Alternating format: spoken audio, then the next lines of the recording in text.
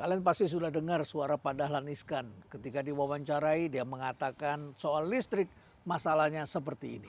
Masalah pasok batu bara ke pembangkit listrik itu kan agak seret begitu, karena kalau harga batu bara baik, dolar tinggi seperti sekarang, itu kan para pengusaha batu bara kan semangatnya untuk dikirim ke luar negeri, padahal ini kan produk miliknya bangsa Indonesia. Nah, memang mungkin PLN ini kan perusahaan negara, dia itu tidak berani kalau misalnya ngomong apa adanya. Apalagi menterinya sudah ngomong seperti itu. Kalau PLN ngomongnya berbeda, nanti dia kena sanksi dan segala macam. Kenapa ketika ada harga dolar naik, terus tiba-tiba mereka langsung ekspor saja ke luar negeri? Ya itulah yang berkuasa kan pemerintah kan. Ya. Dan itu kan batu bara itu kan dari Tuhan yang Maha Kuasa untuk Indonesia. Beda dengan kelapa sawit. Kalau kelapa sawit sih memang di tanah Indonesia, tapi kan pengusahanya kan masih harus membibit, harus menanam, harus memelihara, harus memanen. Kalau ini kan tinggal ngeruk saja batu baranya gitu. Apalagi tidak seperti di Tiongkok, batu baranya berada di 1000 meter di bawah tanah. Di Indonesia ini kan batu baranya kan di permukaan tanah begitu. Sehingga memang ini harus diatur sebaik-baiknya untuk kepentingan dalam negeri dulu. Ya. Tapi peraturan itu sudah ada. Peraturan itu sudah ada. Tapi dilanggar habis-habisan. Begitu. JP Morgan mengatakan Indonesia adalah negara dengan kekayaan energi nomor 2 terbesar di dunia. Bagaimana mungkin sebuah negara yang termasuk penghasil batu bara terbesar di dunia justru menghadapi ancaman krisis listrik? Teman-teman, dalam beberapa waktu terakhir kita menyaksikan gejala yang cukup mengkhawatirkan.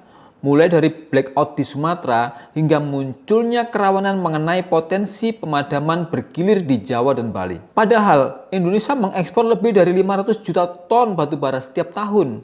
Sementara kebutuhan dalam negeri hanya sekitar 230 juta ton. Pertanyaannya sederhana, jika batu bara kita begitu melimpah, mengapa pasokan listrik rakyat justru dapat terancam? Pemerintah sebenarnya telah mewajibkan perusahaan batu bara untuk masuk minimal 25% produksinya bagi kebutuhan dalam negeri melalui kebijakan Domestic Market Obligation atau DMO. Namun, persoalannya terletak pada harga. PLN membeli batu bara dengan harga khusus sekitar $70 per ton. Sementara di pasar internasional, harga batu bara dapat melampaui $100 per ton, bahkan pernah menyentuh angka $124. Artinya, menjual batu bara ke pasar ekspor jauh lebih menguntungkan dibandingkan memasok kebutuhan domestik. Disinilah dilema kebijakan muncul. Jika harga batu bara untuk kebutuhan dalam negeri dinaikkan agar perusahaan terdorong memasok PLN, maka biaya produk listrik akan meningkat. Konsekuensinya, tarif listrik berpotensi naik dan masyarakat yang menanggung.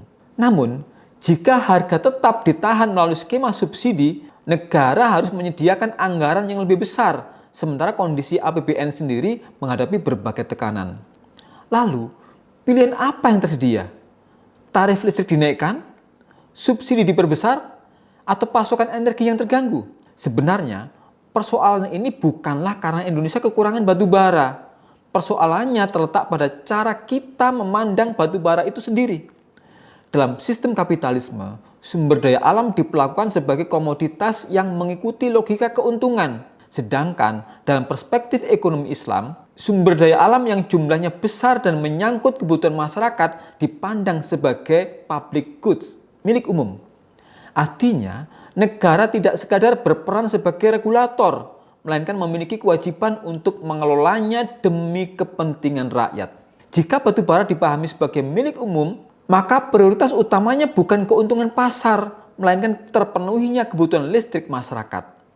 Dengan cara pandang seperti ini, negara tidak terus-menerus terjebak pada pilihan antara menaikkan tarif listrik atau menambah subsidi. Karena itu, pertanyaan yang patut kita renungkan hari ini bukan hanya mengapa listrik dapat terancam, tetapi siapa sesungguhnya pemilik batu bara itu? Bukankah batu bara tersebut berada di bumi Indonesia? Dan bukankah semestinya ia terlebih dahulu digunakan untuk memenuhi kepentingan rakyat Indonesia? Masihkah kita akan mempertahankan sistem yang membuat kebutuhan publik bergantung pada pasar luar negeri? Ataukah sudah saatnya kita mulai mendiskusikan ekonomi Islam sebagai alternatif dalam pengelolaan sumber daya alam negeri ini? Tuliskan pendapat kalian di kolom komentar, karena masa depan bangsa ini tidak hanya ditentukan oleh banyaknya sumber daya yang dimiliki, tapi juga cara kita mengelolanya.